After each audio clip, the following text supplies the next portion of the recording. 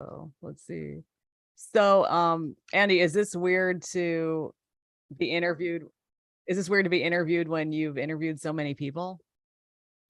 Not really, because I've been doing a lot of podcasts fairly Oh, recently, just talking about the book. So a lot of it's like 90s movie podcasts and, you know, guys who are basically like me, but maybe 15 years younger who want to talk about alternative rock all the time and they have a podcast about it. So yeah. cool. Yeah. Oh, so what podcast have you been on so far? There's one called, like, I just was on one called Namely 90s. There's one of it seems like a lot of them are run by like voice actors. So there's a 30 something podcast, which covers whatever happened pop culture wise 30 years ago. There is a movie podcast called Cinema Craptaculous, and they mostly do like suspenseful stuff like Marvel and, but we talked about 90s movies. So I guess I was Neat. sort of a special guest for them. So yeah, mostly just like movies. And I mean, they're not, it's not Pat McAfee, Joe Rogan level stuff. It's mostly hobbyists and people who just love what they love to talk about. And how did you find them? I've been are we on by the way? Are we live? Yes. Okay. Yeah. Not a plug here, but I use something called podmatch.com, and it's basically you sign up, and if either you're a host or a guest or both, and it just kind of matches you up to people who do podcasts based on your interest. And Oh, that's good. I'm gonna write that down. That's good advice. Podmatch.com. Okay. yeah, so a lot of it's me pitching them, saying like, hey, I see you got this podcast about 90s music or movies, and I just kind of reach out to them, and so they get them in kind of clumps. They respond or they don't. And I've just been doing a bunch of them, so I got like 5 in the next week, and then I got a break for a while. And Wow. actually, I'm talking to James Van Osdol on Monday. From a long time, a DJ of Q101 and a bunch of other stations, and yeah, I got to meet him in person a couple, probably like almost about a year ago. And I knew he was doing this podcast, so I reached out to him and sent him a copy of the book, and just went from there. So neat. Well, yeah, because he was on my podcast, Radio Girl podcast, a while ago when he was working in another place, and yeah, he knows obviously 90s is his area, so it's perfect. But yes, well, now that you mentioned, your book and who's been interviewing you, do you want to talk about your book? Like, I read your book, I have your book right here. Because you kindly invited me to your book launch, and you and I met on Twitter, which is cool. And then I went there and I got a book, and gosh, it's over there. But yeah, so it definitely takes place in the 90s. And can you just talk about it while I get the physical book just a second? Yeah, sure. Well, actually, I think I got to know Dave Stern through our teaching, and I've not met his partner at your publishing house, Eckerd Press, but I saw your book pop up there. Like, there's a lot of they have all kinds of books, and most of them are Chicago centric. And there's like a bunch of stuff that, like, I'm a Cubs fan, but I'm not diehard in baseball right now because the Cubs suck, and so I'm not like into the farm team. And I know that there's some pretty deep cut sports books they have, and yours just popped out, Wicker Park Wishes, and I was like, hey, that's probably about Wicker Park as I remember. And I just I bought your book, and then I think we got in touch subsequent to that. But so I just decided to write a book about something that I thought was interesting, and I love music, and I was in my 20s in the 90s, and just kind of thought a lot about that era, and bounced around an idea that my best friend and I had been, we kind of, I don't know if he remembered it that much, but back in the 90s we used to joke about taking the CTA train to like other time space locations, and just random things. We kind of joke about going to see, going to the Egyptian pyramids for the afternoon or whatever. We must have been really bored. When you're 22 and you're bored and you're broke, live in the big city, you got to kind of keep your wits about you and entertain yourself. And there's a lot of walking around, and the money that you do save, you maybe go see some bands that you like. So the other side of it was we had joked, I think, one time about going, jumping on the L and going to see like Nirvana's first show in Chicago, which at the time we didn't know what it was. I had to research this when I was doing the book, but yeah, actually, wait just a second. Where did Nirvana first perform in Chicago? Yeah, so they played at Metro in October. I want to say I'm forgetting the date now. I feel like it's October 16th or October 19th. Anyway, I remember counting back. It was 33 days after Smells Like Teen Spirit was released.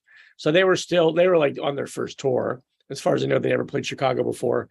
So yeah, they played at Metro in 91. So I must have been a freshman in college at that point.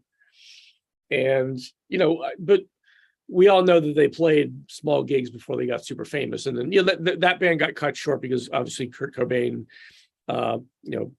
died. And so we didn't really get to see sort of the end of that. But yeah, that's where one of the ideas from the book came. Like if you could time travel, think about time travel literature and movies, and they're always about like saving the world or, preventing this big thing from happening, or maybe it's kill Hitler or go, prevent this incident from happening that negatively affects the world. I could just kind of thought about what would it be like if you could time travel, that you maybe just went back and did something personal with it, not to be like self-absorbed or anything, but you just kind of went back to hang out. And I think about the movies that were big, important movies in the 90s, some of which are bigger now, like Dazed and Confused. Like when it came out, it was an indie film. Basically, Dazed and Confused, I love that movie. I think most people probably regard it as Linklater's finest work. Even though when it came out, we didn't know who Matthew McConaughey and Ben Affleck were. But it stands as a classic, and pretty much that movie, you just hang out with the characters for a day. It takes place in a 24-hour period. So does Pulp Fiction.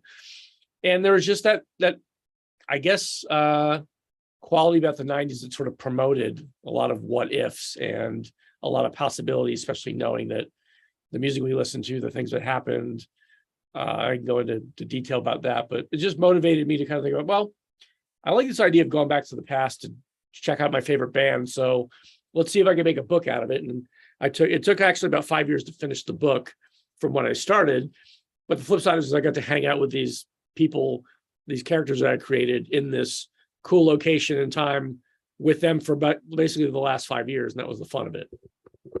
Yeah, when I read the book, at first I was expecting the book to be a journey of, I knew it was time travel, but I was expecting it to be like a journey of somebody who was going to have some kind of revelation. And okay, that's a sort of a lesson, because I think when we go into fiction, we have to figure out what the author is intending to do in terms of what structure they're setting up, because I was expecting this journey, and what it was really a journalistic record of a trip.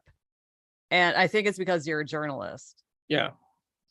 So it wasn't like, here's the main character, here's the adversary, and here are the obstacles she's going to overcome, and then she's going to become this and that. But it wasn't like that. It was more like a lot of information about that time. It was very well documented. Yeah, and I didn't intend it to be like in the blueprint or footprint of High Fidelity. But when you think about High Fidelity, there's not really an antagonist there's like Ian, the douchey ponytail guy, but he's not really, it's not like, a deadly killer or something. So, I think that I think about the books that I like to read by Nick Hornby and by, George Plimpton and, Michael Chabon, and, in some of them there is an antagonist who's like the force of evil, but a lot of times they're more personal journeys. And I think about, so yeah, as a journalist, I mostly interview now athletes, and I'm basically retelling people's stories or little bits about what they're doing now or what they did when they were in the NBA or playing tennis or playing pro football. And, so I think maybe just the practice of kind of retelling people's stories and kind of filtering something down that is, it's 800 to 1,000 words, a lot of it. It's accessible. It's a small bite, and you can get into it more if you want. That kind of trained me somehow to sort of retell. It's basically treats like Chicago 1990s is like a character, Chicago like a character, and that they had a place and time that they existed, and here's what they were like. So that I think I do have a plot. There are some twists and turns, and really the things that Darby has to overcome when she goes back in the past are, some of them are self-generated, and a lot of them have to do with her kind of needing to take inventory of what she really wants and make some decisions, which we can all probably want to go back and fix things that we maybe took wrong turns in life, or we thought we could have done something better. That's I think just kind of a very human part of the book and of our existence. But yeah, but it's not like a psychological awakening or something, because I think sometimes especially with women's fiction, sometimes people go into it and they expect it to be a certain style. But what I saw was a documentation of her journey, and it was very thorough, and it was it was a travel. Well, the one thing that I found was sometimes I was confused about where we were, because there's the present day, then she goes back to in this time capsule or this time thing. And then we're back there. Then she goes into her real life.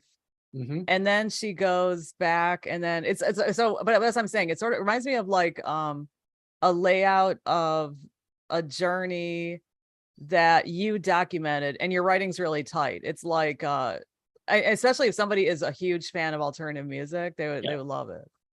Yeah. So I mean, one of the movies that I guess does what you're describing is Memento, and that can be a little confusing. It's almost like the Time's Arrow. There's a novel by Martin Amis called Time's Arrow, where like literally the last thing that happens is the first chapter. So you got to kind of put on your thinking cap to follow that. And Martin Amis can be kind of dry, and it's, as a reader, you can kind of smack you in the face and say, you're really along for the ride here. Are you ready for this next chapter? I don't really do that so much. So yeah, Darby, it starts in 2022, or like the present. COVID's just about done for the most part, and we're sort of seeing bands that are legendary. Like I saw Echo and the Bunnymen the other night. There's bands that have been around for a long time. They're coming back out. You saw them? Really? Where'd you see them? At Metro. Yeah, I saw Metro at that is so cool. Yeah, just I got a busy month with music, but so Darby, she gets these tickets to a show for a band that she thinks, I haven't seen these guys in forever, and I really love them. And she gets nostalgic. She moves back to Chicago after her life and her career fall apart in New York, right at the same time her favorite uncle, Martin, dies and wills her this record store, which is a very successful, self-functioning like music mecca in Chicago.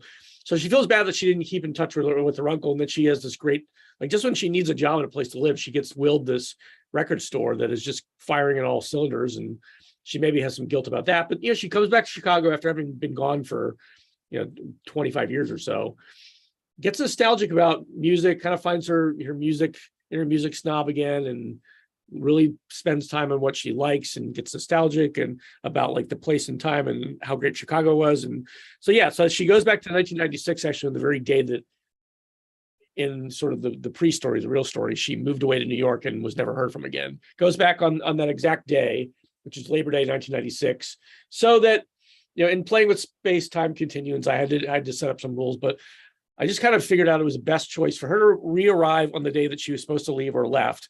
So nobody really knows that she's gone. So it kind of takes away from a lot of confusion.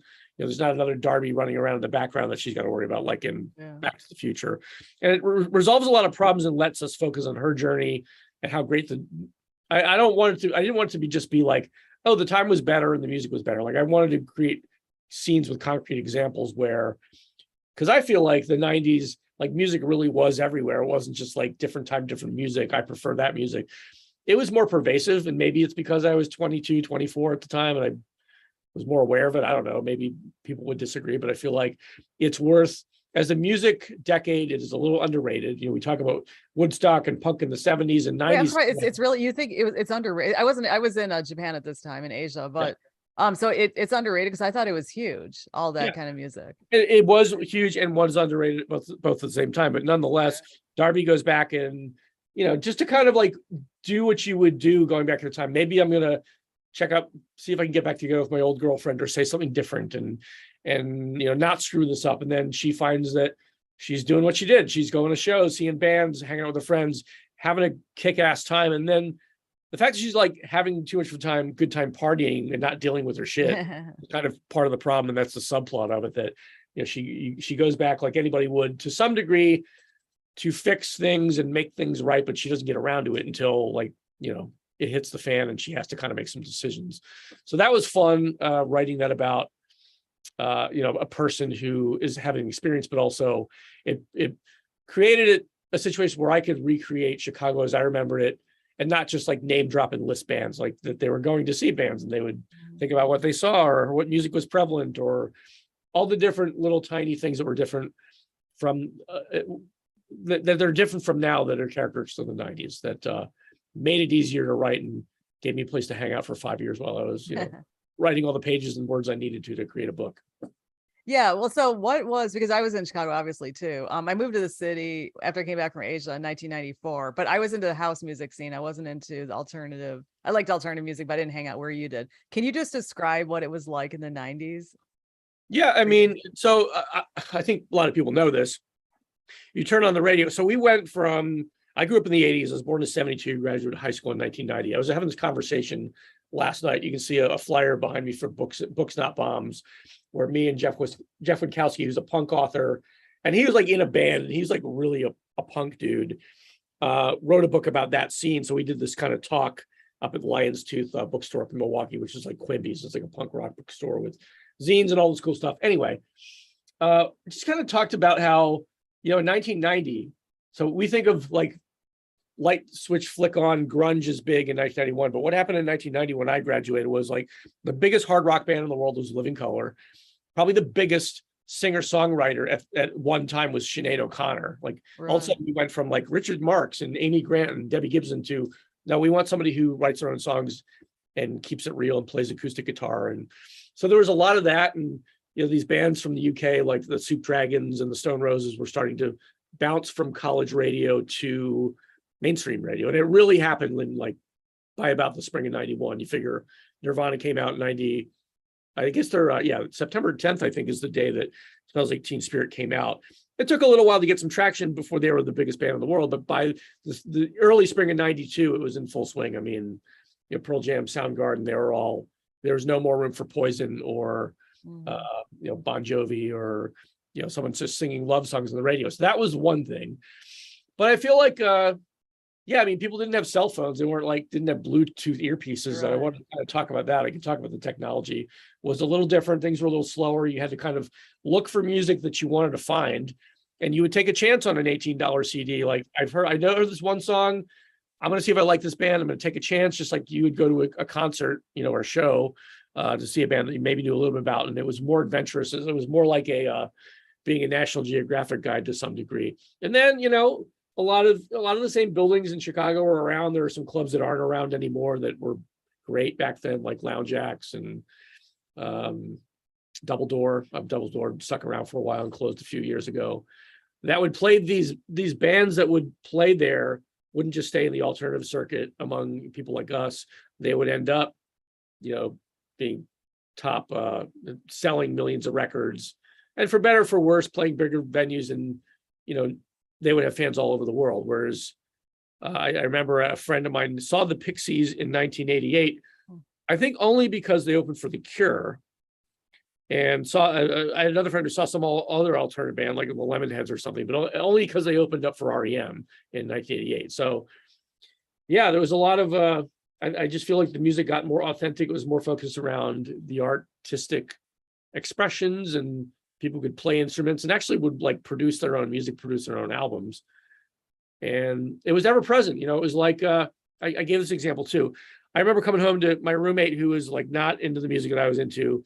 He's watching Beverly Hills 90210. I get it probably had to be a Monday night or whatever it was on. I was like, geez, why? He's always got to be watching these crappy shows. And then I just kind of turned my head. I'm fixing some dinner, like probably ramen noodles or something. And they're at a bar, and the Flaming Lips is the band at the bar. And my roommate doesn't know who the hell they are. I'm like, oh my God, it's the Flaming Lips. He's like, oh, are they a real band? I'm like, so all the douchey characters from 90210 are watching this cool band. It just said like, at first I thought, well, did they sell out? I don't know. No, it's that, if you're going to hire a band, like I guess the producers felt like, we got to have a real band on the show if we're going to see, you should depict 20 somethings watching music, which is what 20 somethings do. That, they were trying to be cool enough to hang with the Flaming Lips at a small club show, I guess, in LA. So that was just an example of how pervasive music was. I can give you more examples, but it wasn't just turn on the radio and listen to whatever. It was passion about things that then would become, it was just a broader culture and more interesting culture. And people were really engaged in music as, an art form versus just something to put on the background while you're cooking dinner. Well, see, I often tell people, now when you go to a public place, a lot of people are looking at their phones. They're not necessarily talking to each other, or they're constantly taking pictures. So their demeanor is very self-aware. But what was it like back then when people were hanging out without the phones? I think it was just more, people were more like, I remember going to a Free show. There's no cover. For some reason, Rocket from the Crypt, which was like one of my favorite bands. I'd never seen them. They played a Free show.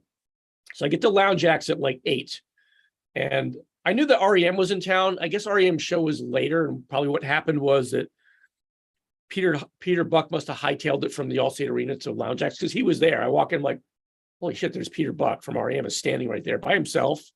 Of course I went up and said hello. I just said, introduce myself. And I'm like, didn't want to bother the guy, but I wanted to tell my friends I met Peter Buck from REM, and he was going to see the same band that I was. So that was exciting. And people weren't looking at their phones. They weren't taking pictures. They were kind of forced to socialize a bit more. So when I wrote 90 Days in the 90s, I feel like that made it easier because I kind of was drawn. There's a scene where there's an exchange of emails, which was kind of rudimentary and new at the time in 96 for most of us. If you weren't a scientist or whatever, email was a brand new thing. But you would come home after work and check your messages. I remember my roommate and I, and a best friend of mine, had a zine, and we would like put our zines in. We'd like come home and check the message, the answering machine. I'd have to dial 2 to listen to, Suspect was the name of our zine that we'd get these messages sometimes from. Oh, wait, what was it? What was the zine about? What was the zine about? Our zine was just to cover bands, and basically we got in free to see bands, and sometimes I would get these CDs in the mail, to the music editor, quote unquote, at Suspect, even though we only did a couple editions that. Yeah, we got us into some free shows and got us some free invites and some cool swag. And that was pretty much what it was. And that was kind of all I wanted to be. I guess I wanted to be, it's funny because down the road, I ended up writing for Rolling Stone for a couple of years, not mostly about music, by the way. But just the culture was sort of like, well, zines are kind of mainstream. Well, they're not mainstream, but you'd walk into Tower Records and there was a whole rack of zines from all over the world and country. Next to, I guess, maybe on the flip side of where you'd see People and USA Today, and they sold all the magazines, music magazines too, but they made room for the zines because they realized it was important. And I guess they figured out, maybe as a business decision, that diehard music fans would come in to get, Change zine written by the guy from the Lower East Side of New York, or Maximum Rock and Roll, or something that, those things became important. It wasn't just Hootie and the Blowfish and whoever is, whoever some exec says you should listen to right now at Arista. There was, but back then it was zines. I remember zines, but now it's the digital. Do you think there's an online version of zines?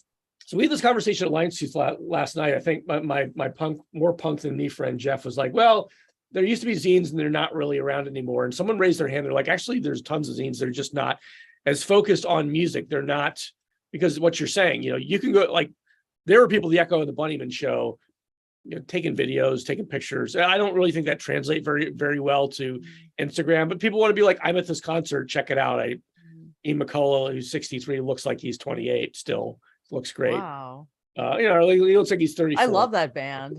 Yeah. So there's people in the here and now of those concerts kind of doing that. So there's probably less of, I went to see this band that played on the 15th of last month. The zines are more about, addressing social issues in their cartoons, and they kind of look like a Gorillaz album cover, a lot of them. And they touch on music as a cultural influence, but yeah, it's a different game. It's not, we're going to review these 4 bands this month because we got into these 4 shows for free. It's more all encompassing. And the cool part, I think, is that blueprint is still being used by Gen Z kids and young adults to, inform us, and, that they see that there is some value to doing what you want through self-publishing. Not everything has to be, mainstream or People magazine, that you can do what you want. There's a crowd out there that appreciates what you're doing. So I think there are zines. It's just, they're taking a different shape now. But do you think that people care about making a living off of what they're creating? I don't know. I can't answer that for anybody. I got asked a couple of months ago, like, what is it like? What made you want to be a writer? Or what is it like professionally to be a writer? And I always liken it to being a video gamer. Like, if you love video games, you don't decide to start playing video games because I'm dating myself here. Like Dan TDM made $10 million one year. You want to make $10 million. It's a good career move and your parents approve. You just play video games because you love it, whether people say it's good or bad. So I feel like writing is, to me, the same thing. It has to be the same thing, in that you should write no matter whether you're going to publish a book or get paid a lot of money. I think that most writers do. You hear about Hunter S. Thompson in the early days, of course, because if you read some of the old copies of Rolling Stone, or maybe the ones where they talk about how great a writer he was, they talk a lot about him waiting for a paycheck for something he wrote, and he and his wife are living it out in the woods, and they're living off just like growing vegetables and eating a deer that he shot, that he didn't stop him from writing. He didn't say, well, I need to go out and work for UPS or get a real job, and then when I save some money, I'll go back to writing. I think if you're a writer, you got to do it no matter what. And the money and the career part of it shouldn't figure into it. And then if you keep doing it because you love it, you're passionate, and you're writing about good topics, then great things happen. And if you have a trust fund or you get a job with a magazine, you can write professional, or you can float yourself, probably better than somebody who's working 2 jobs. But I think you should write because you want to write and you need to write.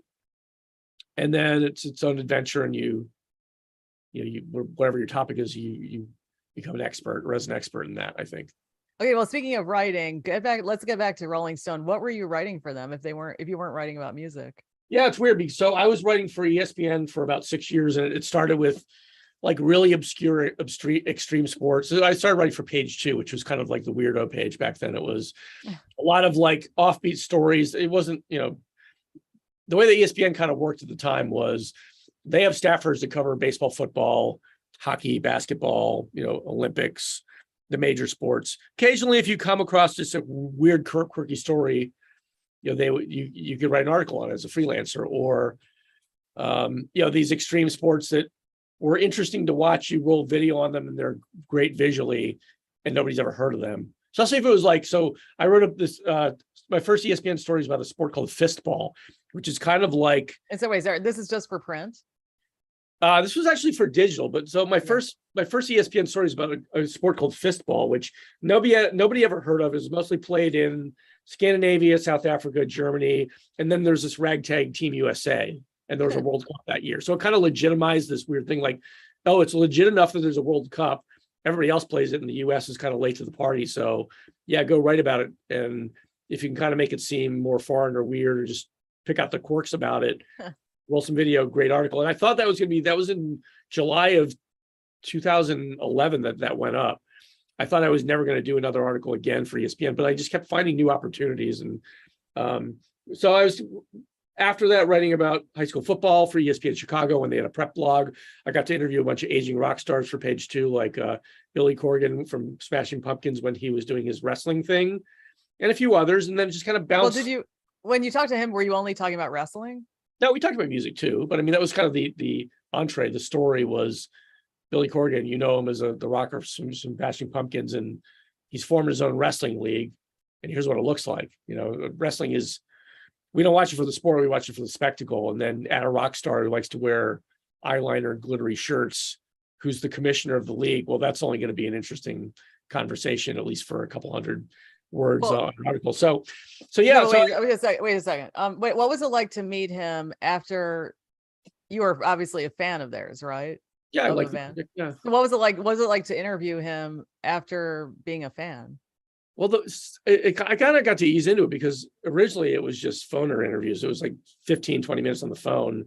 And then eventually I got to meet him at one of his wrestling things, just kind of like after the fact, like, hey, I'm Andy. I did the article. He was wearing a Bears jersey, actually. Number 1 Bears jersey. It said Corgan on the back. This is probably 2014, the first time I met him in person. So it was just like meeting he was like a sports fan. And I think for him, it was like, I'm doing this weird sports thing, and holy shit, I'm on ESPN.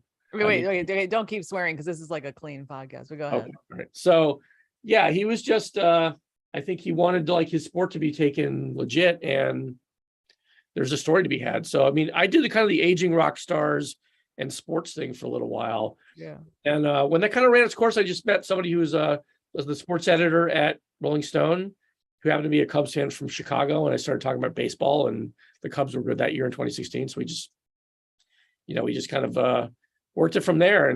But was it strange to meet him after listening to his music for so long? I don't know. I mean, I didn't think about it like a person. So it wasn't like, wow, it's like it wasn't like seeing the Wizard of Oz. It was, yeah, I don't know. I mean, maybe it was a little bit. I just was on my best behavior. I wanted to ask succinct questions so that he would stay on board with me. And that was probably about as weird as it got. So. And then who else did you interview before I interrupted? Who else did you interview for ESPN? I got to do Morrissey from the Smiths, but that was I had to submit questions via email because he doesn't really talk to anybody. So I thought I was going to get blown off, and he kind of didn't answer my questions. And then the article became about that. Like he's just this evasive, interesting fellow who's got this, he's going back on tour and he's got a compilation album coming out. And let's review the faint sports references across his body of work that we're going to kind of ask him about. And he's not going to answer the questions. It was very Morrissey. It just worked out perfectly. So him, and at the same time, I never got to interview this guy, but actually at the same time for ESPN Page 2, Duff McKagan from Guns N' Roses would have a column every Wednesday where he'd pretty much write about being a rock star on the road and talking trash with other sports fans. Like he's a Seattle Seahawks fan because he's from the Pacific Northwest, and just kind of getting into it with like the lead singer Pantera, who's a Saints fan.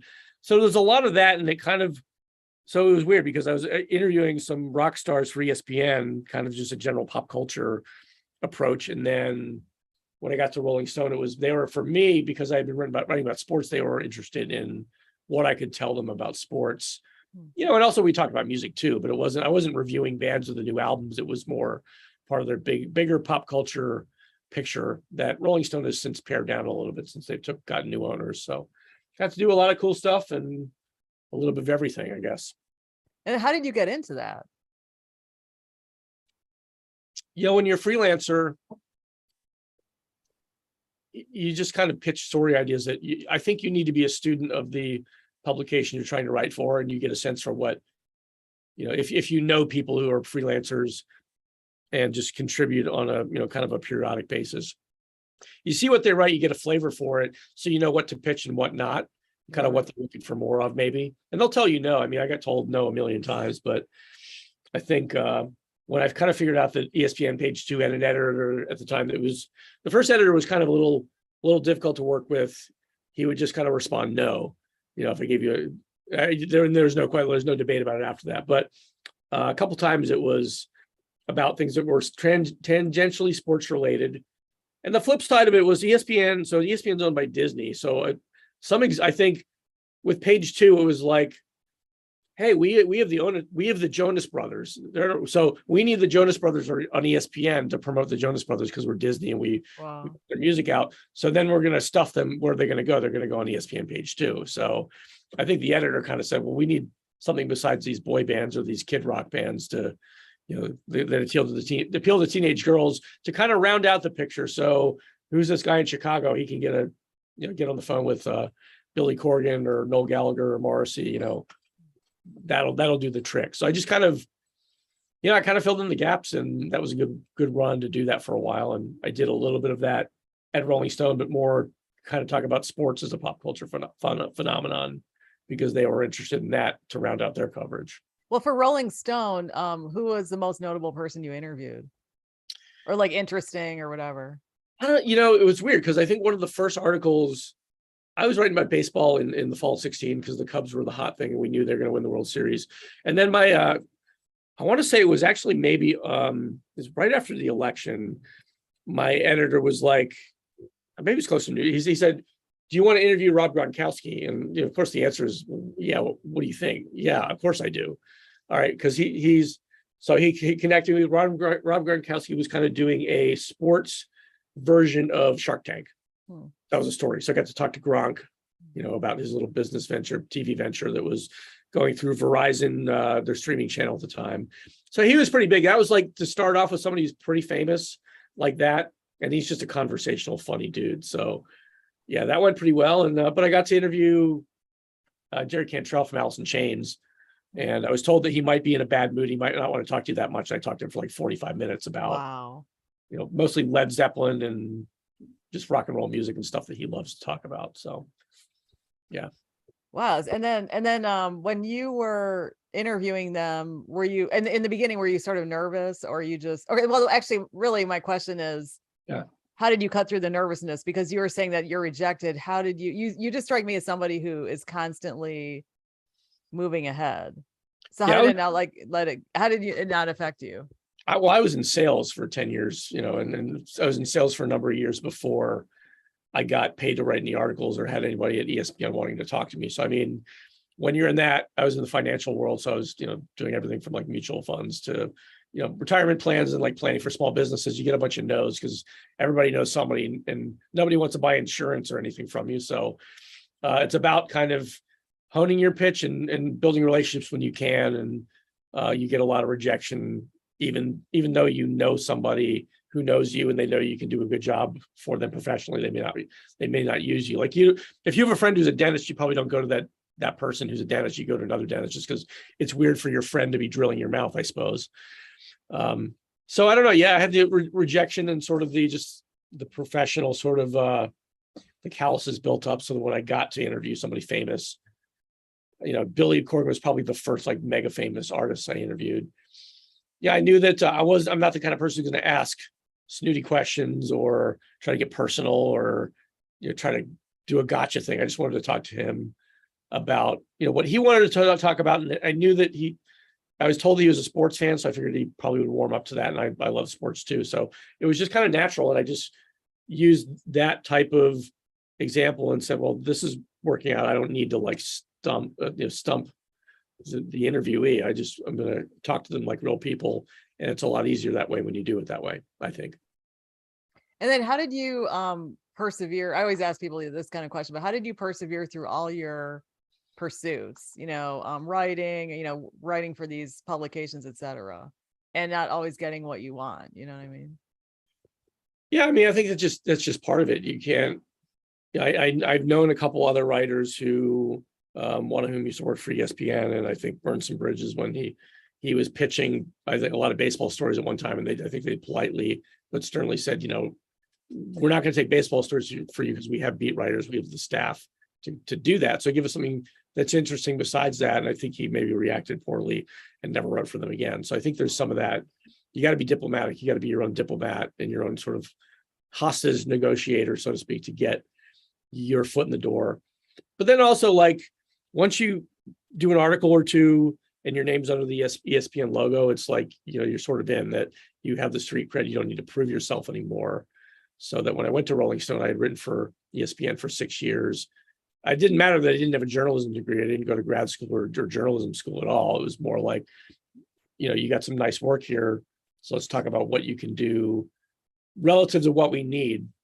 So it wasn't hard for me. I mean, I worked hard, and I always kind of tried to like be a local to whatever article, whatever publication I was writing for. I wanted to like know what they needed or get a sense for what they needed and ask questions. And it became not that hard to kind of figure out at least what kind of role they might have for a freelance contributor and what I could send them idea wise that would end up as an article. So just had to do detective work, really. Because there are a number of journalists throughout history, and they did not go to journalism school. So It's not necessarily required. I think it's, what's required is you're a good writer and that you're curious. Yeah. I mean, I take influence, obviously, from a lot of the 20th century male writers, like Hemingway and Kerouac, and they both worked for newspapers and did reporting. And neither one, I don't know if there were journalism schools in 1911. There probably were, but they just kind of did their thing and kind of built a repertoire. And I think that's important. You think about the fact that we live in the gig economy, and a lot of people have a lot of different jobs. Or people are famous for different reasons than they were in the 1970s and 80s. The fact that someone can be world famous because they're a TikTok person or they're on YouTube is kind of mind-boggling it when you compare it against politician, nightly news host, movie star. There's a lot more different gradients. So I think that it's just a matter of doing what you love and trying to get the word out and doing it diligently. Good things happen if you do what you like to do and are honest about it. Well, when you think about how journalism used to be, I mean, you were doing digital, but there wasn't a lot of social media back then. And then what it's like now, what do you think about the trajectory? Well, I had this conversation with somebody today about, I think that there's still a demand for authenticity. I think about, it doesn't, I think so JoJo Siwa is pretty famous. And, she's been on TV now. She was on Dancing with the Stars and came in second last spring. I don't watch that show, but I follow her on social media because she's hilarious. And she just kind of doesn't give a darn. But She I like how you like switched to non-swearing. Okay, go ahead. she did. Yeah, gummit, doggone it. But I guess she emerged just, was a little girl with a ever-present cheesy smile and these big bows on her head, doing these silly dance videos, and then she could sing too. So I mean, there's that, and then there's like the Island Boys, the guys with like the orange and green hair. You can't understand what they're saying, and I think that they, as far as I know, they don't have a record deal, and they're not really famous for anything other than those weird videos where they just kind of look odd and say things that make people say, these guys are weird. You should check this out. So I think there's all different gradients of it. I don't know that everybody who's got something to say on TikTok is going to be famous. I think a lot of people think that they are. I've been to sports events where I'm the only journalist, and I've said to my handler, so I went to a golf thing, for example, in 2020, right before the pandemic started, at Arnold Palmer's Club Bay Hill to cover, it's called API, it's the Arnold Palmer Invitational. And so I asked the guy who was kind of my handler for the couple of days, I was like, is there any other journalists here? He's like, no, but we got some influencers. I was like, you mean like social media influencers? It's like, yeah, they're very golf centric. I mean, legit, like, there's two of these people who have like a deal with Cobra Golf. One of them does like bloopers. He'll do kind of stuff like tee off on the top of a moving golf cart and you hit the shot for the most part, get it on the green, which is pretty impressive, a little bit dangerous, but so it's very parochial to that sport. But then there's others who are just like, yo, I'm famous, I'm on TikTok. And I think the thing that struck me was that I think they were all offended that I didn't know who any of them were. Because I follow Instagram like you do probably, but I don't track who are the 20 most famous people on Instagram or the 20 most famous people in golf on Instagram. So there's some super famous people in little corridors of the internet and certain pockets here that you and I haven't heard of.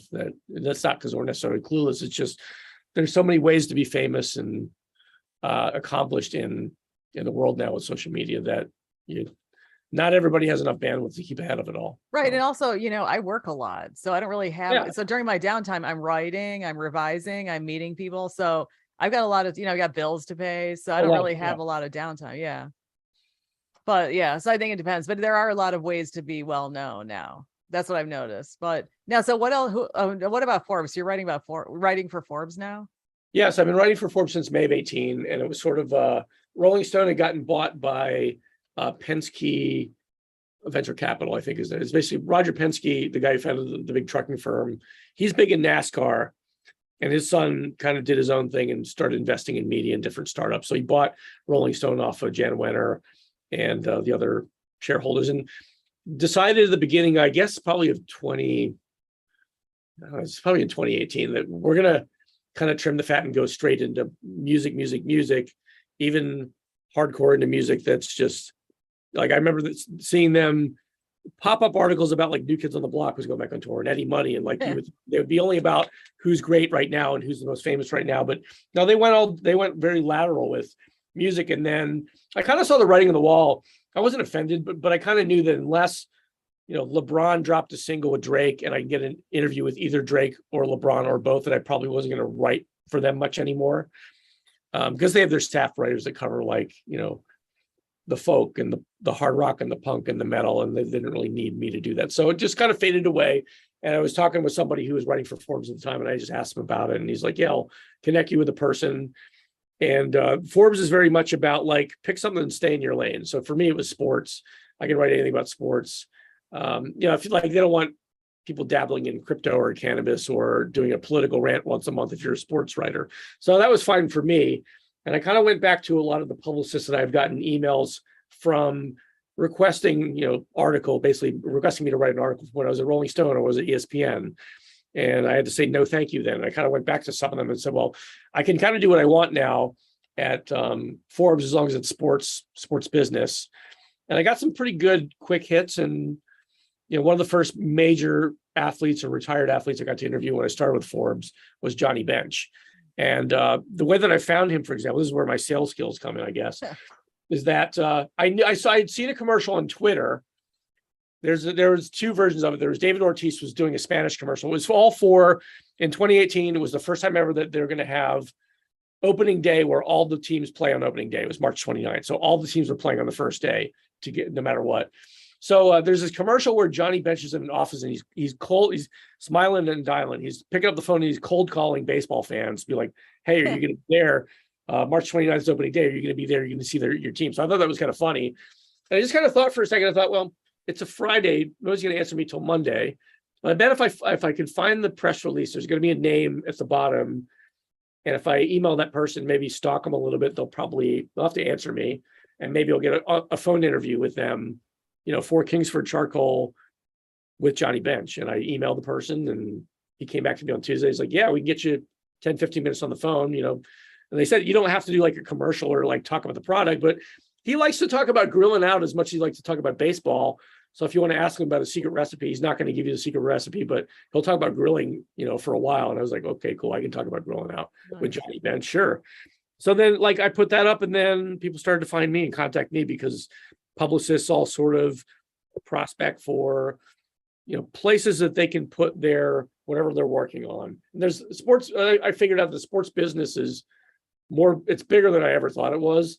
So I was starting getting, I get probably 10 or 12 emails a week now, kind of pitching me on, this sports started doing this, or this person's launching their own brand, or they're teaming up with this. And I always respond to them like, I got to talk about the sports. I can't just talk about what their product is, but they understand that. So I get a lot of interviews with these great, kind of at least half of it is retired sports legends, but also athletes that are still playing today who are good. And it's fun for me because I love sports. Yeah, and I have a ton of respect for athletes. I cannot get over what they can achieve, their training, their elite. They're very disciplined. I know that some of them party, so I'm not talking about the partying part. I'm just talking about able to do their job so well. It's just incredible. Yep. But yeah, so who are some notable people you've interviewed for Forbes? Or like people who are memorable? Yeah, at the beginning of this year, I got to interview Tom Brady about his Brady brand that he launched after it was between the Super Bowl and him fake retiring. I think he announced retirement like a couple of days after I posted my article. So he was great. He was polite. We joked. I grew up in Philly, so I joked about the Eagles. Like one of the teams actually beat him in the Super Bowl. Yeah, because I actually read Nick Foles' book. Yeah, and he talked about that game, and I actually went online and saw some videos. Incredible. Yeah, the Eagles almost blew it. So yeah, Tom Brady's one of them. I got to talk to Shaq twice. But I got to do a Zoom with Shaq and see his face. That was pretty cool. That was just surreal. He strikes me as a very friendly, likable person. Yeah, he's very down to earth. I mean, he's got a million things going on, and he's a business investor. He doesn't just do the promotions, the commercial thing. He actually owns something like 20 Papa John's stores as a franchise owner, and some gyms, and he's investing in different things. And so he's one. I got to talk to Billie Jean King a second time last Friday. We mostly talked about Serena, of course. It's a couple of hours before her last match, actually, because it was Friday I think I talked to her maybe like noon or 1, and then Serena was on that night. I really love soccer and international football in the English League. So I got to interview one of my heroes, a guy named Alan Shearer, who is just an amazing athlete. He's retired now, but he's a friendly gentleman. He was just a clean player, and he could score from anywhere. So when I got the email about like, "Hey, do you want to interview Alan Shearer?" I was like, "Hell yeah, man. Yeah, I'd love to interview him." And the first thing I talked to him about was, I said, I was in sales. When I was in sales, I was like, "I'm not trying to bore you, but you get the leeway of leaving the office." And I left the office many times to watch you play a game for Newcastle, or for, he wasn't playing for England at the time. He's playing for Newcastle. And he said, he's like, "Thanks for that. Thanks for coming to watch me, blowing off your work day at the office to come see me play soccer." So there's been a bunch of them, like David Robinson and Dr. J. And I talked to Tracy McGrady once when he was in town here promoting his you said you talked to basketball league, and all kinds of people. I'm sorry, do you talk to these people in person, or how do you talk to them usually? Most of them now. Originally it was a lot of it was phone, but Zoom has become normal, so a lot of it is on Zoom.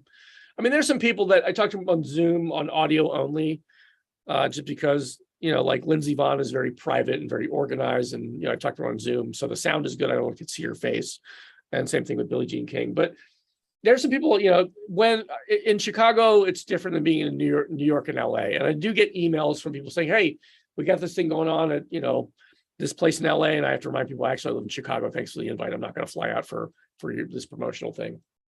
But there's been times like I got to interview and meet Tracy McGrady He was here on a weekend promoting his one-on-one basketball league. He was, I'm only 5'7", so he's like a foot plus taller than me. Dressed to the nines on a Sunday in a suit, looking great, and very laid back dude, like laid back guy, but also kind of focused and intense on business too. You can tell he knows what he's doing. Matt Forte, got to meet him at Hallis Hall one time many years ago, but a lot of it nowadays is Zoom, just because that's sort of the nature of the beast. And if I was in New York, it might be a little bit different, but it works out fine. Have you ever been flown out anywhere for anything? Yeah, a couple times I've gotten to go on like golf press trips and some Red Bull. Red Bull's pretty good. They got some weird extreme sports. So I took an opportunity to go to Boston because they had the cliff diving championships over in Boston Harbor, and they basically affix to a building a diving platform, and they dive, I can't remember, it's like 90 feet or something like that. So yeah, occasionally. And then sometimes when things are here in town, I'll go to them, but it's not like I got an open pass to walk into Wrigley anytime I want. It's like people are like, "Hey, are you at the Super Bowl?" They text me. I'm like, "No, I'm at home watching the Super Bowl like you are." So I think people think that I have this, I'm on a private jet talking to these, heavy hitters in sports. It's never like that, but I consider myself a fan first. So just to get to talk to these people about sports, whether it's on Zoom or on the phone, or if it's in person, great. It doesn't really matter. It's kind of all different ways. Well, what's your writing schedule? How do you organize yourself for writing? I don't really like routine. So okay. I do teach some classes. So when I teach classes, they're about to start up here in a couple of weeks. Obviously I got fixed time with them. But yeah, I only do about some writers do have a routine. Yeah, and some writers, when you've written to the point that I'm not writing with a pen, so it's not, I was going to say written to the point where my fingers bleed. It's not that. When you've written millions of words, and you kind of graduate from routines, and there's never a time that you can't just sit down and write. Like I'm kind of past the point where I have my certain desk that I sit at, and at a certain time I write. I think that's something you do when you're in the thick of it. It's kind of like, I would guess, a professional golfer, really the best ones. If you ask them, "Hey, let's go out and hit the course tomorrow," like they're going to shoot pretty close to what they would do professionally. They're not going to need to. Not everybody's like Al Pacino, where they got to get in their zone and have nobody talk to them, and do it on a certain time of day, and drink an exact 8 ounces of water, or do their same ritual. Like most people aren't like that. I'm not like that. I think it's I'm kind of past the routine. So I will write every day. There's sometimes I don't write for 2 days, but with Forbes, I only do about 5 articles a month. So I tend to. It's right after the interviews, whenever they get scheduled. I will try to punch it out within a day or two if it's not breaking news. So I kind of set my own schedule. I don't like to be rushed when I write because I make mistakes. So I interviewed Billie Jean King last Friday, and I put out the article. What's today? Today's Friday. I put it out on Wednesday because we had a holiday weekend, and we talked about Serena, but the way that I framed it when I wrote the article was kind of like looking over her career as a past preview. It wasn't like I was putting out an article before her next match. So I have a lot of leeway, and that's the cool part about being a freelance contributor, is that for as much as it might be cool to be on the front lines, I don't have an editor saying, "You're writing this week, whether you like it or not, and here's the deadline." I can kind of roughly make my own deadline. As long as Forbes almost operates like a blog for those of us who are on board, in that as long as you stay in your lane and you do sports, you can pretty much pick whatever you want. And that gives a lot of flexibility to people like me. Nice. Now, how do you motivate yourself to get the work done? Like this week, I kind of didn't, after Labor Day, I kind of didn't really want to punch it out and sit down and type for a while. But and sometimes transposing audio interviews is not fun. I don't have some fancy software that does it for me. I think that software exists, I hear. So that's the only tough part. I just remind myself I get to do what I like. I'm not having to get up at 6 and leave in a suit at 7 and go downtown and sit in the cubicle for 8 hours and come back and do it. So I don't really have a lot to complain about, or it shouldn't be that hard for me to be motivated. I just look at it that way, and I just get the work done and remind myself I like the subject. And when I was writing the book, I probably did have to set aside time, but then the book also became first, and I would get up at a normal hour and get some coffee going and jump back into hanging out with my friends in the 90s, and that would just be the way I write the book. So I guess I don't have a lot of problems when it comes to that. Yeah, that's my question about writing fiction. How did you motivate yourself to write the novel? Because I think it's really hard to be self-motivated to write a novel, because it's not like there's anybody asking you to finish it. Well, so you wrote Wicker Park Wishes a couple of years ago. Yeah, shameless plug right here. I have my book too. Yeah. And then I have your book, of course. Here you go. Did you want to hang out with Claire, or kind of guide her along, or solve her problems, or be her guardian? I was very motivated. Yeah, because it started out with a fake blog. So when I just wanted to get out of my present day, which was very boring, and I'd enter this really fun time. And then when I wrote the novel, Wicker Park Wishes, I definitely was so into it. I almost like became her. I felt sort of crazy. For a while, I felt like I had two different personalities. And I'd go into this other very different world of parties and guys and everything. And my real world was really boring. So you were like, also pandemic. You were like Al Pacino, where you got in character and nobody could bug you while you're in character. Yeah, I mean, I definitely, even now I'm writing another one, and sometimes I have to hold myself back, from getting into it, because you're trying to get into the feelings of the character.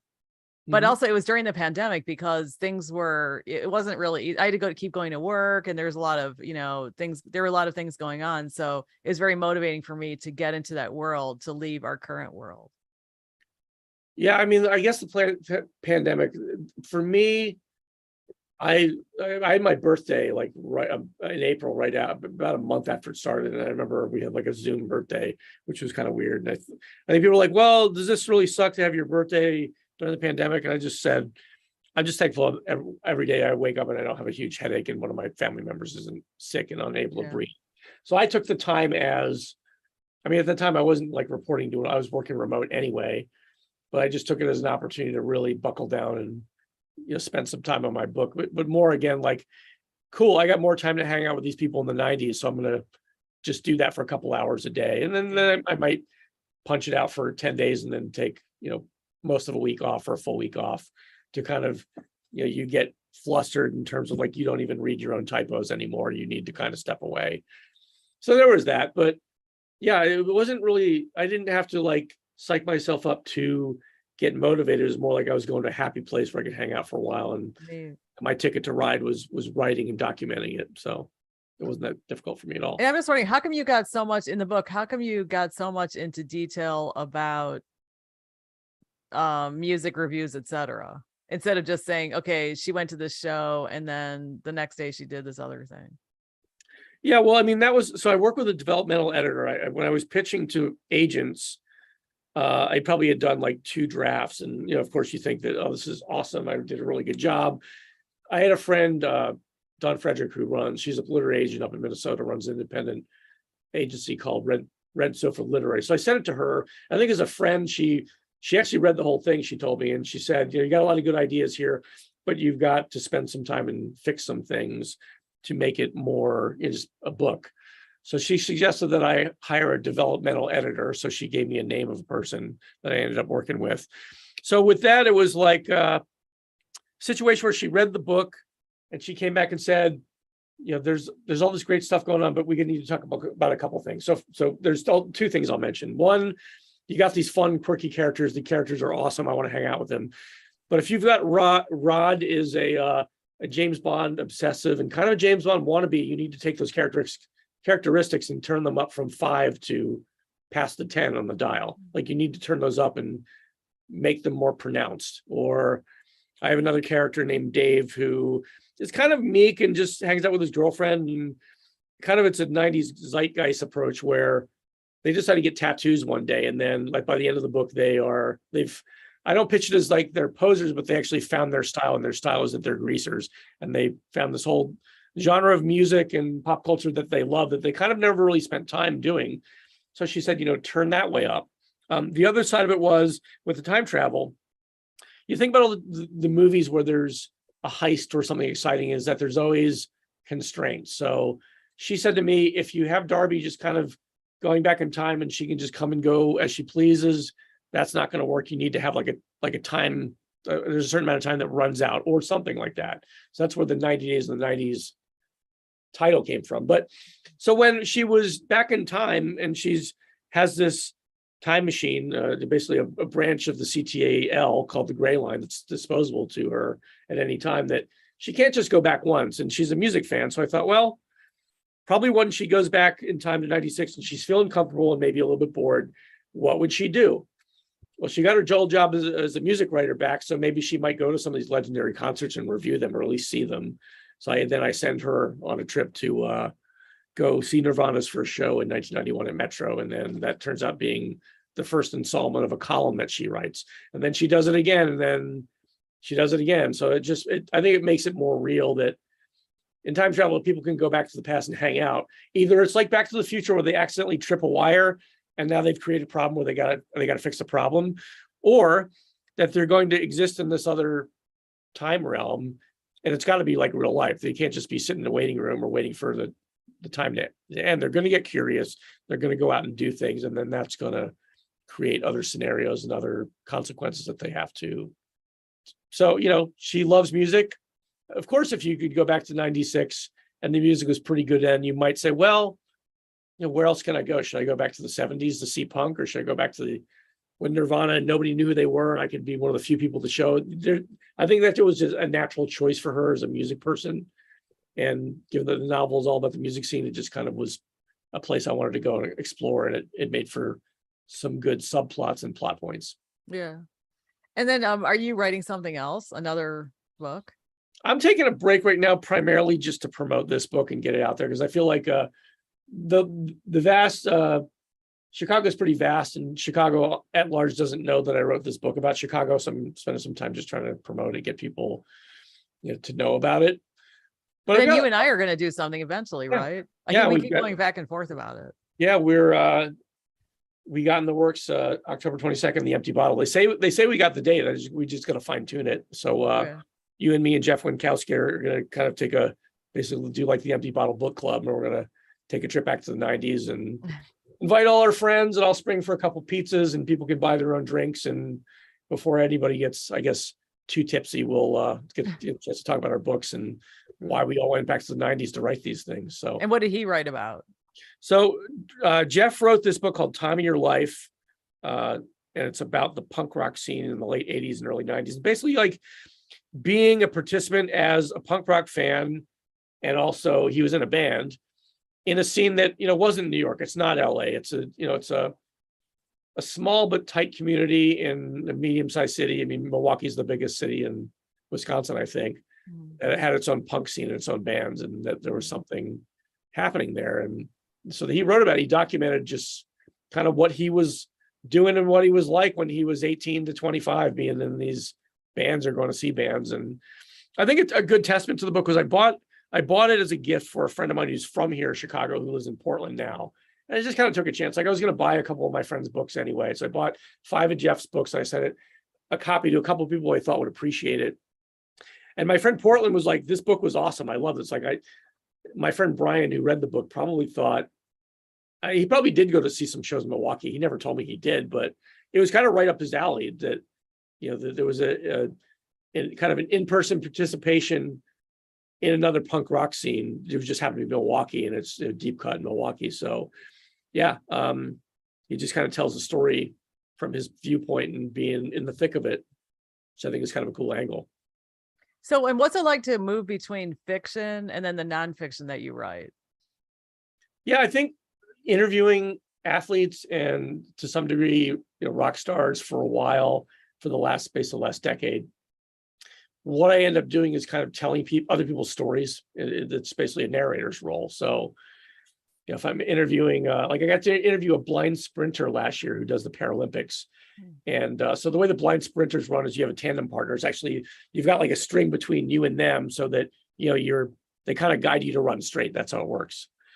So, he was like, he was all about like, yeah, I'm going to go out there to execute. I'm going to go win a gold medal. Like, there's no trepidation in who this guy was as an athlete at all. He was, as cocky as Michael Jordan was in 1985. He was a rookie. So I tell their stories. I got to learn about them and sort of describe what they've done and where they've been. And I think that made it easy for me. I mean, originally when I was first writing the book, the protagonist was male and it was first person. So of course, after my friend Dawn told me, don't do that, right in third person, you're a first time author. All first time authors do that. I was like, really?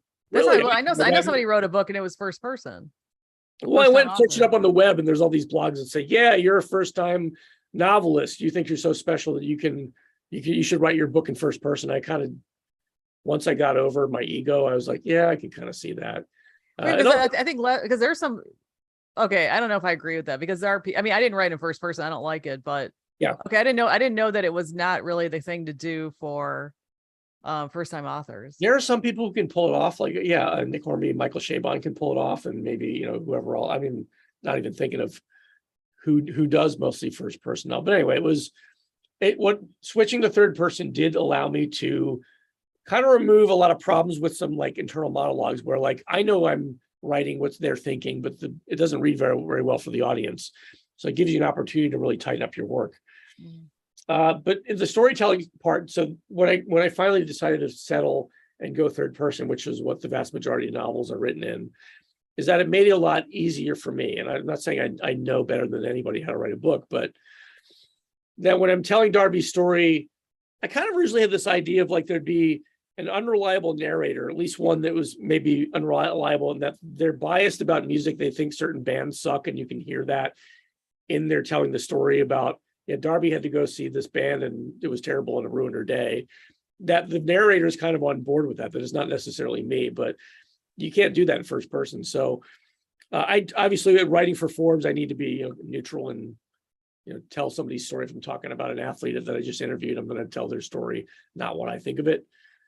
But you do have some liberties in fiction in that if you want to make the case that, I don't know, I want to say the most important, this is my opinion, but if you want to say the most important punk band of all time was Face to Face or Sonic Youth, in fiction, you can do that and you can qualify that, in ways that have nothing to do with record sales or, so yeah, I was able to be a narrator, and my experience, I think, as a journalist kind of helped me tell it in third person and just made that switch easier. And then how would you define a journalist right now? I think maybe it's expanded because of the platforms have expanded. Yeah, I mean, I feel like you still need to write for a reputable source. I remember when, before everybody was texting and blogging, there's a site called Indie Media. It was basically Indie Media, I think chicago.indiemedia.com. And they said basically everybody who was posting was a journalist. And a lot of what people were posting was perceived police brutality. It was not even like events. Obviously, no police brutality exists, but there's just a lot of people ranting about things. And I think in a blog, you can rant and throw your opinion around and be sort of your own op-ed. But I think to be a journalist, you need to report somebody else's story, and it needs to be from an independent and non-biased point of view to some degree. Like, I don't think of Rachel Maddow as a journalist. I think she's an opinion person who puts together a show where she's very research and study about the topic that she presents. And she always starts with like, okay, I'm going to describe this thing to you and relate it to what happened in the news today. It's very different than an AP news article or something on the front page of the New York Times about a tornado hitting a school or whatever. So yeah, that's my definition of journalism, but maybe people have different points of view on that. I just think you need to be still somewhat neutral or tell someone else's story from an objective point of view. And then is it hard for you to separate, like when you write fiction and then when you do the interviews, which are more journalistic? No, because they're very separate things. It's kind of like just as easy as separating your potatoes and your peas on your plate. They just taste different, go down differently. So. Okay, and then anything else you want to say? I could talk to you for like another hour, but that I did notice that when I went to your book launch, I was so afraid of COVID, I quickly got out of there and I sat alone. And then you introduced me to some people. We were safely social distancing outside. You were outside too. That was part of the reason. I'm not shy, by the way. Okay. Yeah. I'm just afraid of COVID. I had it half outside, and I think it was the same day that Roe versus Wade was overturned. So I know there are some of my friends who are going to come, who told me they were coming, that were just too freaked out that just didn't leave the house that day. So, I mean, you have like 500 friends. It's incredible. How have you met all those people? I think it was like 150. It was some people I hadn't seen in a long time, and some people were bringing their significant other. And I think a lot of them showed up at once. When the party's like 45 minutes in, then everybody shows up because nobody wants to be early or the first person there. But yeah, it wasn't 500 people. It was, I just made sure that I let everybody know who I'm still in touch with, let them know that I was having this thing. And I want you to come out for a beer, and it's masks optional, and it's half outdoors. There's an outdoor seating if you don't want to be inside because of COVID. And it was a beautiful day. It was a little warm. It was a beautiful day. It was incredible, yeah. Just drank beer, and then people wanted to buy my book, and I signed the book. Like, I had it kind of planned out. Like, people were asking me, like, "Are you going to read from your book?" And I'm thinking, like, no, nobody wants to hear me read from my book. They want to drink a beer and hang out. That's what I want to do. So, yeah. Besides the fact there were posters, and I made an announcement about it, gave away some T-shirts and swag. I mean, it's pretty much just hanging out, drinking beer. So, yeah. How do you know how to do marketing so well? Well, I was in sales for a while. So, I mean, this poster behind me, which is the cover of the book, I guess I have to call in my zine skills from the 90s, that I spent enough time in front of the computer paying, $1.25 an hour at Kinko's, which is now the FedEx store, to know that they can print cool posters if you give them the graphics. And yeah, just kind of thought about that, and maybe spent a little bit too much on some printed, but I wanted to, like, if you're writing a book, you should give away a bookmark. And I stole from somebody else the idea of making a bookmark that looked like a concert ticket. So that's why mine looked like concert Great ticket. idea. A couple posters and just some stickers, because what do bands give out? They give out stickers. So I ordered some stickers too. So kind of just, I tried to maybe think that I'm like my favorite bands were when they were just trying to get noticed. They were playing small gigs and playing clubs and leaving their sticker on the bathroom, the back of the bathroom door, and handing out flyers and getting people to know about them. And that's sort of where I'm at as an independent author. Yeah. And then I was asking you about the things about the 90s. What do you want people who did not experience the 90s? What do you want them to know about the 90s? I know you talk about the music. Anything else that was so different from now?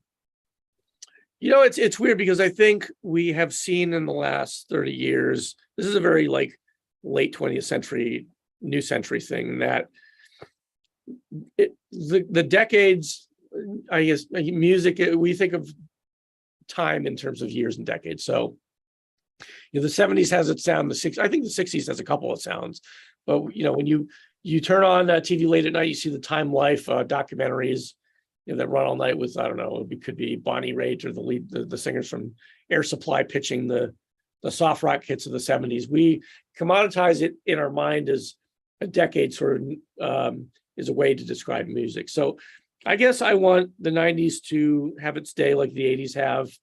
Like right now we're seeing Stranger Things, and they put a lot of 80s music in that, and lo and behold, Kate Bush, one of her biggest songs is now big again. I don't know if it's on the chart, but like, she's had a renaissance because they put a song that was famous about 35 years ago is out there again, and it introduces new fans to her music.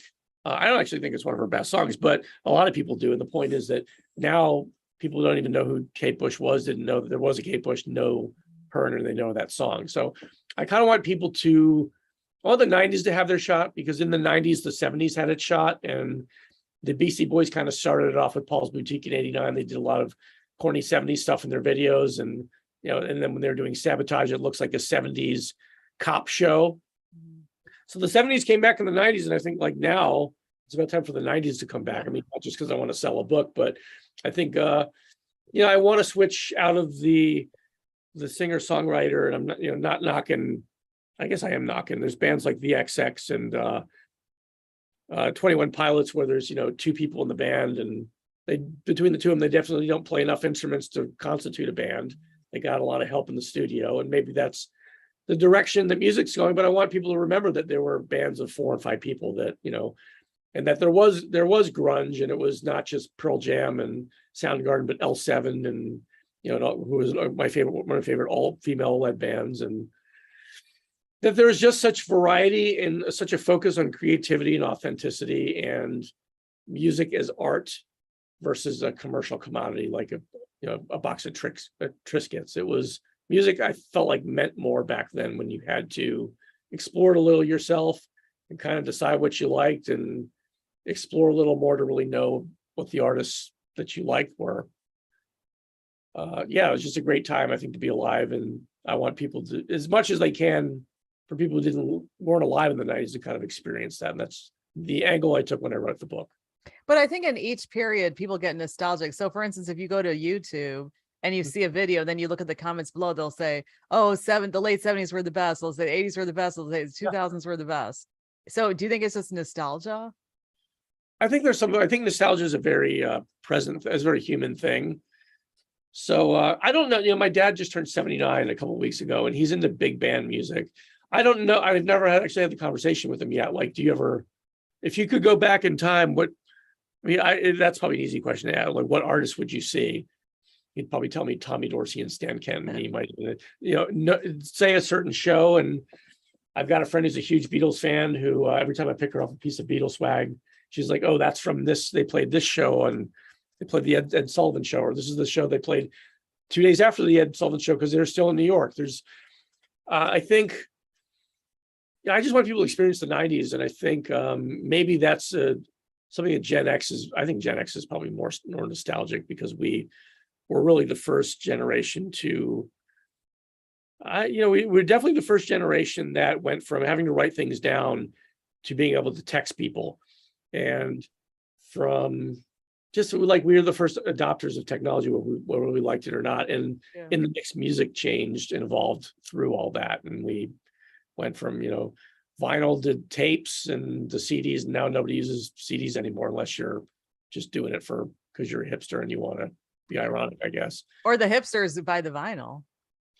Yeah, but like I've got some friends who are Fish fans, and they're all about the mixtapes. Like they want, if you're a Deadhead and you can get a hold of the Egypt show from 1970, I guess it's 73. Like I had a roommate in college who had that on tape. Once he finally found it, he's like, it was a big deal. And it was a cassette tape. Like to me, I'm thinking, why are you listening to cassette tapes? Well, they're into the live tape thing. So basically the taped show. So that's just the lexicon of their music fandom. Although, I mean, you can go to archive.org and they do have dead tapes up there. Okay. Yeah, that's good to know. I went to the very last Grateful Dead show, and I put my dictaphone and record and stuck it. Are you talking about at Soldier Field? Yeah, I went. I was there too. July 9th, 1995. Yes, I was there too. I was there with my sister-in-law and her uncle. It was an odd collection of people with me, but. And to me, because I was not a Deadhead, but I remember, I wish I could find this dictaphone tape because I recorded it, and I remember listening to it afterwards, how clear the sound was. It was just like almost like a Smithsonian museum thing. Like, here's the sounds of a Grateful Dead show, what it would sound like in 1995. It was amazing. I just listened to it a couple of times. It was people playing drums. And Steve Winwood opened for them, remember? No, well, my recollection is that the band opened up for them. I don't know if Steve Winwood was the band. The band, the last show. Yeah, right. Oh, okay. Wait. The band played. They opened up with Ripple Creek, and the last show, the last song that the Grateful Dead opened up with was Touch of Grey. Oh my gosh! You know what I thought? Maybe if they played more than one show, then maybe we're at different shows. Because I definitely saw them at Soldier Field in the mid-90s. I saw Sunday, the last one. They played Saturday, and they opened up. Okay, they opened up that show with Althea, just as a point of trivia for you. But I feel like Steve, that was the end of the first leg of that tour, and the band didn't play the whole leg. They only played, I think, those two shows in Chicago. So I think Steve Winwood might have jumped in there for a couple shows like a week or two before. It started in Albany, it ended in Chicago, and then I don't know where it was supposed to go after that. But basically, the day after, then Jerry died. Yeah, he flew home to California, went to rehab, and his heart failed on 1 month later, I guess August 5th. So no, sorry, August 9th, 1995. Yeah, so it was end of an era. I just happened to be there. But I'm sure with that one, if you have the tape of that show, that's probably got to be, they don't put them on eBay and sell them, but that would be, that's something, if you're a Deadhead, that would be special to have, I think. Then, other than the music of the 90s, is there anything else that you would want people to know that was different back then? I guess if the way that I structured the book 90 Days in the 90s is, I feel like, I hope I did this right. I don't know, you can tell me. The reader, you're really tagging along with Darby, and you're seeing her world and hanging out at, with her friends and hearing their jokes and going to see the shows at Lounge Acts with her. So that I kind of would like, if I would take, my son along or some people that I know, I want them to walk around and see people without Bluetooth on their ear and cell phones, and not having they did have 24-hour news, but it wasn't, we didn't all have cable. So it was a world where you just had to be like, I'll see you at this place on Friday at this time. And you had to trust that. Now, right, and I remember I always say to people showed up. Like, okay, it's very common nowadays. Like, let's say you make plans with somebody, and usually put somebody below a certain age, and then they'll say, oh, either they won't show up or they'll just text like, oh, I don't think I'm going to go. It's like, are you serious? I blocked out this time. Yeah. Back then, if you didn't show up, people were like, what happened to you? Yeah, my best friend, who's a writer, he actually plays. Well, he's sort of one of the influences for the character Spiro, Darby's kind of quirky best friend. And so I guess what informs that, like, he would do this thing where we like, all right, let's meet at Science. We love this at Mediterranean food. So like, he was a grad student at DePaul, and I said, meet me at 12:30 at Science Nova. We'll get some hummus because I've got like a light work day. My boss is out, and I would say, meet me out front. So I would go there and be waiting for him for 10 minutes, 15 minutes. He's late. And then he comes in, he's like, I was inside. I was like, I told you to wait out front, and you said you were gonna wait out front. So, dude, what up? Or that was about as weird as it got, but he was always there. Now, yeah, it's like, well, I'll see you at Riot Fest, next weekend, and maybe you probably really won't unless we actually decided we're motivated enough to text each other, be like, oh, I'm by the Ferris wheel. Well, so am I. Well, where are you?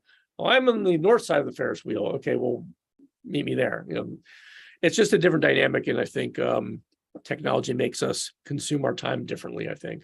Well, also another thing is that, I mean, I've literally made plans with people, not at like a festival, but we are going to meet at this, this time, we're going to do this thing, and I'll put it in my calendar. And so I'll just, block that time. I'm not going to work or whatever. And then they're like, oh, I don't know, the trees are blowing the right way instead of the left way. I'm not going to go, like, or they just won't show up. And I think technology makes people flake out like that. Yeah, I remember I had an interview for actually a volunteer position years ago doing social media for a nonprofit. And we had like on the schedule, and I remember waiting for the call for the executive director to call me. And I don't know if she was younger than me. Maybe she was like I was probably 40 at the time, and maybe she was in her 30s. But yeah, the call never comes, and I email her like 20 minutes later. I'm like, hey, I don't know if you tried to call or not. I'm ready. And she's like, yeah, I don't really have time to do the interview right now. Maybe let's do it a little bit later today. I'm like, okay, tell me when. I never heard from her. Right. Like, okay, fine. That's kind of weird that you're hiring for a volunteer position. You really need to get someone volunteering this campaign, and you just blew me off for an interview. So maybe it's a generational thing. I don't know. Yeah, it was the technology and music, and that's true because there were more venues, I think, back then, and you can just go see people, and then you could find out something, and then some people tell you about another band or another. I mean, I was more into the house, like I said, the house techno scene. Yeah. But you can say, hey, there's this DJ here, then there's this other person here. And I don't know if it's as organic, but I think there's a lot happening online though, with independent stuff. Yeah, I remember when I used to teach computer classes, I remember having this guy who was so I was probably 28 to 30. I had this guy who was like 21. And he was like an early adopter of EDM. And I think I just remember like, oh, what show are you going to? And he told me, and I didn't know the artist. And I was like, who are you going with? He's like, some people I met online. Yeah. I was like, so you met people online. Like that was such a foreign concept back in 2001, 2002, that you're going to go meet up with people that you never met at the show. Yeah. And now we jump into Ubers all the time. Think, we're a person that we don't know in a car that we've never been in. It's commonplace now. Pretty weird. Yeah. Okay. Well, anything else you'd like to say? I don't know. I just if you like music, somebody likes music, and you live in Chicago, especially, I think I got the book for you. So check out 90 Days in the 90s. It's a fun ride through the 90s music and pop culture scene. Even if you have terrible taste in music, you'll probably like this book. And then when are we going to appear together? Yeah, with that other guy, Jeff. Yeah, it looks like it's going to be October 22nd at the Empty Bottle. We got the date. Got to work out the time. I think it's going to be about 5 p.m. But we'll get the word out soon.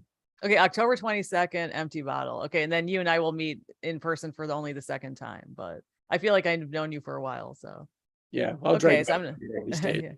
Yeah. Okay, so let me stop this now. Hold on a second, and I'm gonna stop the stream. Ooh. Okay, and let's see.